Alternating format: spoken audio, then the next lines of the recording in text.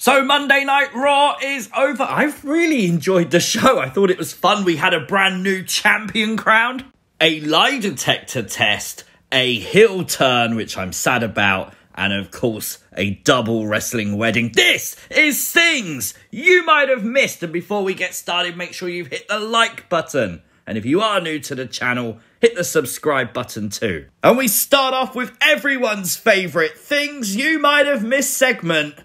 I did actually promise my neighbour I'll be quiet tonight, but shh. It's Puppet Watch! I had to do it because these are definitely the children of Ramblin' Rabbit. I'm no doubt, I don't need DNA testing or any of that. Riddle had Ramblin' Rabbit's kids tonight on screen. Love it. But some breaking news that happened during Raw is that NXT star Kushida has left WWE. It does seem like his contract just expired. He wasn't released or any of that stuff. News come out during Raw that Kushida has left. But going back to Monday night, we started off with Seth Rollins calling out Cody Rhodes and basically issuing a challenge to him to pick a mystery opponent. Cody would face that mystery man later on in the night. Genuinely fun segment between Seth and Cody. Can't wait for the rematch. But did you notice during this that Cody sort of flipped the microphone and he called it? But I just stood there thinking, what happens if he drops it? How stupid would he have looked on TV? But the mystery opponent was, of course, Kevin Owens. The rumours were true. Owens versus Cody. But who noticed Owens doing the Goldust pose? Oh, a little bit of mockery there to Cody Rhodes. Owens would inevitably walk off from the match, of course, upsetting his friend, allowing Cody to win. Seth pushing Cody off the top rope. Did you notice as Raw ended, Cody was holding his ankle? That's a hell of a bump to take. Hopefully there's no injury there because right now, Cody Rhodes is one of the hottest things in WWE. So an injury right now would derail that completely. But let's get to it. The women's tag team title match. Liv and Rhea versus Sasha and Naomi.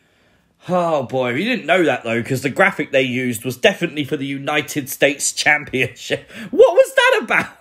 It was a double heartbreak of sorts for me because, yes, Naomi and Sasha won the tag team match. They won back the tag team titles. But, oh man, I've got to talk about this. There was a botch. The backstabber by Sasha was obviously meant to launch Liv into Rhea. I think a crucial spot for the match for, obviously, Rhea to be annoyed at Liv.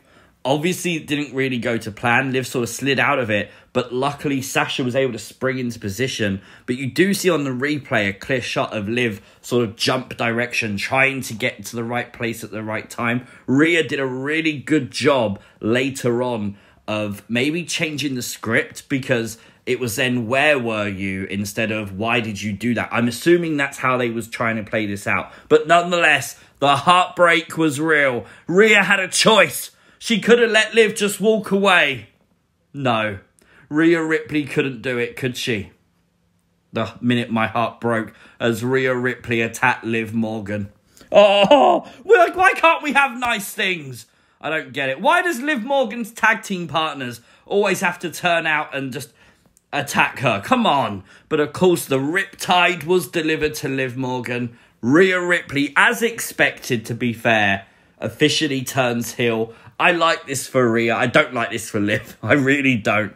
But for Rhea, this is class. I love the attitude that Rhea Ripley had backstage afterwards. But again, notice the purple lights. Rhea Ripley maybe potentially joining Edge. And while we're talking about Edge, of course, him and Damian Priest had a promo this week explaining everything that happened, explaining the lights out, saying it was mind games. Edge saying that this was awoken in him after 20 years. It's always been there. He was in the Brood, the Ministry of Darkness, and I like that. Tying it in with something that fans loved. Hopefully will bring some of those people doubting it now back on board, giving it a second chance. But what's interesting is what Edge spoke about. The reason for this faction is Edge and Damian didn't have WrestleMania matches. Edge had to beg his way. And that made me think, is that a reason why Alexa wasn't at Mania? I don't know. Could you imagine?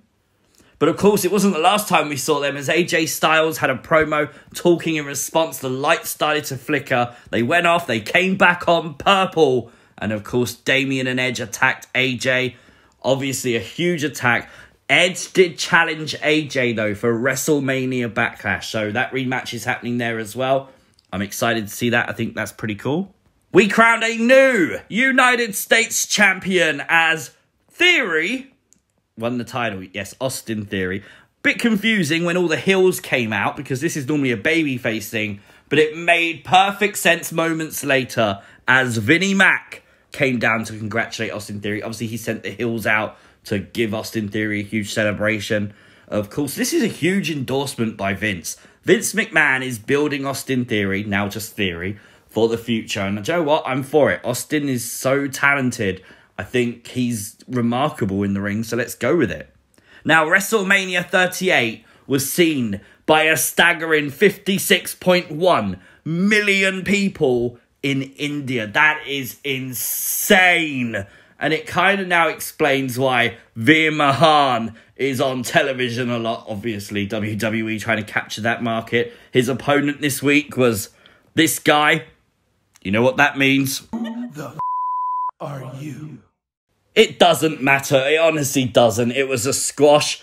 Veer destroyed whoever he was. And Veer Mahan's successful. I really like that 2 segments later, we then saw the jobber getting rolled out on a stretcher. I thought that was really funny. Like, it's something you don't normally see, but I think it adds something to the show, the continuity of the actual broadcast.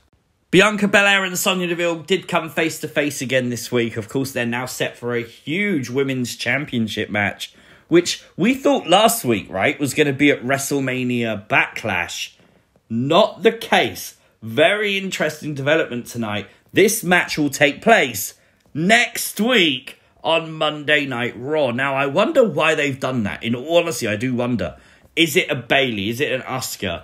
I don't think so. Could it be that it's someone else returning? How about Alexa Bliss? Her honeymoon would have been 2 weeks long by that point. She should be back, ready to return maybe. She was mentioned specifically last week. I don't know. I'm questioning it. But of course, Bianca did lift up Sonya. She did put her down when asked, of course. But she got fined $1 whole dollar. I thought that was quite funny. I really did enjoy that.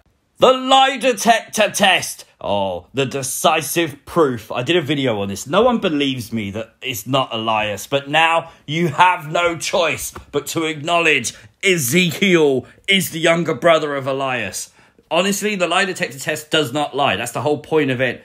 He passed the lie detector test. He is Ezekiel. And we now know kind of his finishing move, I think.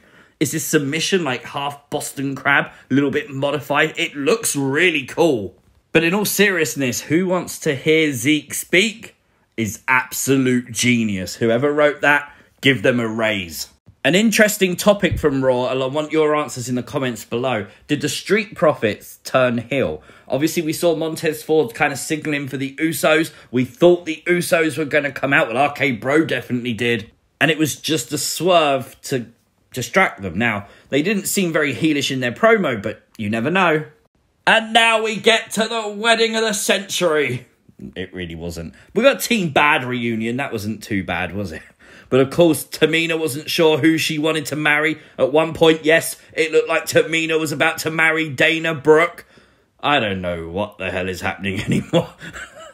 It wasn't as bad as that. It was just funny. There was funny moments. Truth doing his whole, I don't know if that's PG thing. That was gold. Nice little drop in there by R-Truth. Honestly, we all knew how this whole shebang was going to end, didn't we? And of course, yes, with a 24/7 title change, through every single groom and bride won the title, ended up being R-Truth running away with Dana Brooke with the title. It wasn't bad.